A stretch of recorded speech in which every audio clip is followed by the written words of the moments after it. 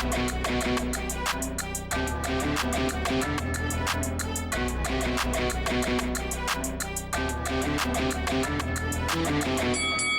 guys, welcome to Boxing Squared for boxing news and views from around the internet.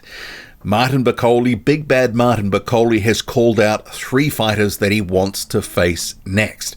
And hopefully, given the performance against Jared Anderson, it really was a dominating performance, that we see Bakole out soon. It would be a shame if he rotted on the vine for a year. Hopefully the Saudis can get him out by the end of the year, potentially on the Fury-Usyk rematch card.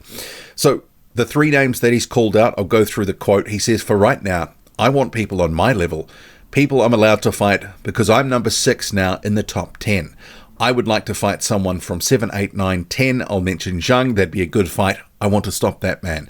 I'll mention Kabayel, that's a big fight, good fight. I would say Joseph Parker, that's a good fight. That's 3 names. And I think there's another couple of names that could be possibilities, and I'll cover that a little bit later on. But first, let's talk about those names and those fights. Zhang and Bakole doesn't go 6 rounds in my view. I think Bakole would really be tested against Zhang in terms of it's a guy, same height, good skills, good jab, and he's got power. But the thing is, with Bakole and his style, that would really drain and deplete Zhang Zhilei pretty quickly, I think. It's not a fight, I don't think, that goes 6 rounds. One guy's knocking the other out. So you have a case of Zhang trying to be accurate and economical, looking to manage the gas tank, but land that hammer blow. Bakole also, very heavy hands. And if he's putting that pressure on and exerting it like he did against Jared Anderson and in so many of his other fights, it's all encompassing and just all consuming. So you have a case, I think, one of these guys is going to fall down and not get up within 6 rounds. It would be a good test of Bakole's chin too. I don't think he's faced anyone at the pro level, probably in sparring, but not at the pro level, that punches as hard as Zhang. It's a tough fight to call. Someone's knocking someone out and it's not going the distance. The second and the third fights, I think, would be kind of similar, because Kabayel and Joseph Parker would be, I think, doing a box and move strategy. They would be something akin to how Michael Hunter fought Bakole in 2018. Looking to sort of box from the outside, come in, get work away, get out, try, stay out of harm's way. Try to break Bakole down. That strategy does work, I think, against Martin Bakole. But Bakole is better than he was 6 years ago. But the 2 opponents, they're riding high at the moment. Kabayel, very good performances against Makhmadov and then Sanchez. That's really elevated him to another level. Joseph Parker, too, after getting knocked out by Joe Joyce a couple of years ago and having a so-so performance against Jack Massey, all of a sudden gets wins over Deontay Wilder and also Zhang Zhilei. He got dropped twice in the Zhang fight. That shows the power and the danger of Zhang, but he managed to outwork him overall and get the decision, because Zhang's gas tank was basically on E after the first few rounds. Just couldn't hang with Parker in terms of the volume. So we do have a situation, can Martin Bakole get to them and break them down? I think in terms of Kabayel, I think it's a slightly tougher matchup, I think, than Parker. For the simple reason, Joseph Parker fights in bursts. He doesn't have the greatest gas tank in the world. He sort of goes to E a little bit quicker, I think. And we saw that in that Joe Joyce fight. I think the relenting pressure is going to be tougher. He would have to come in at career best fitness, knowing it would be a hellacious 12 rounds. I think either way, it's a very tough fight, Kabayel or Joseph Parker for Bakole. Good fights. I would still, I think Martin Bakole's got a huge shot in any of these fights. And possibly, I would probably actually, against Parker, have him a slight favourite. Maybe a slight favourite against Kabayel. And I think actually he probably stops Zhang. It's still, I think right now Bakole, years ago after that loss to Hunter, and he was just beating up durable journeymen and just washing them out in a few rounds, doing stuff that no one else had ever done to them, including the battering of Marius Vuk while Vuk still had just a little bit left. He was always going to be a problem if he got an opportunity, and now he gets it. So if he comes in the sort of shape and condition that we expect for these sorts of levels of fights, Bakole is a tough man to beat. I think these are all good fights. And you have a case, I think there's 2 other names. One Bakole called out immediately after that win over Jared Anderson, Michael Hunter. But it sort of seems they're going away from that a little bit.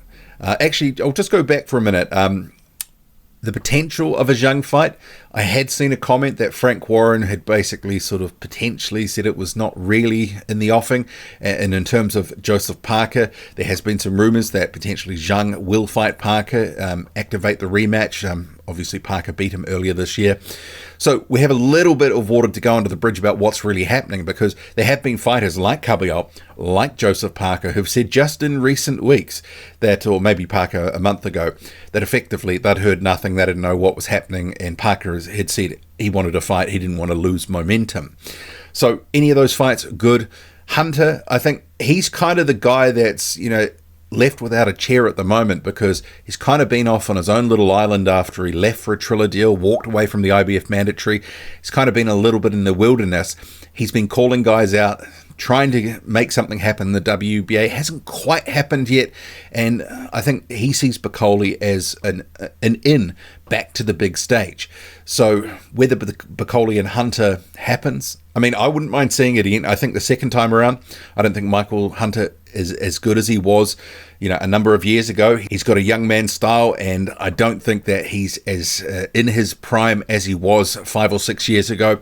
I think Michael Hunter is a bit of a what-if sort of case, that some of the best of him, I think, has been kind of left outside of the ring, left in training, and not really sort of, once he got to that level, 2018, 2019, hasn't kicked on, and it's a shame for him. I think Martin Bakole absolutely bodies him in the second fight if it happens. And another opportunity potentially, we saw him on the same card, and it kind of seems like it would have been a logical matchup, have the winners of the fights face each other. Jarrell Miller gets the draw with Andy Ruiz Jr. Perhaps the Saudis were thinking Anderson might win and then face Ruiz or face Miller, have another All-American clash in the United States. You have Bakole upturning the apple cart, and then you have that draw. Andy Ruiz, he's not on the table for a fight, he's got an injury. But Miller, he's sitting. What about him? He could be a potential. And it would be really interesting to see someone as heavy-handed and active as Bakole just wailing away on Miller to see what he would do. We know he's durable, we know he can take punishment, but how much is the question? And I'm sure there would be plenty of people willing to see Jarrell Miller take an absolute pasting and potentially get dropped and stopped. So there are some opportunities and names for Bakole. He's right in the frame now. Years on the fringe, the sparring stories, calling for names, and it's finally coming to fruition. And it's good to see, because you don't want to see dangerous heavyweights, guys that have got talent sitting on the side indefinitely, and then the best of their prime goes away. What do you make of it all? Who do you want to see Bakole fight? Big bad Martin Bakole. Drop a comment loud and often. Hit like, hit subscribe, follow me on Twitter. Boxing Squared, boxing_squared. I'm out.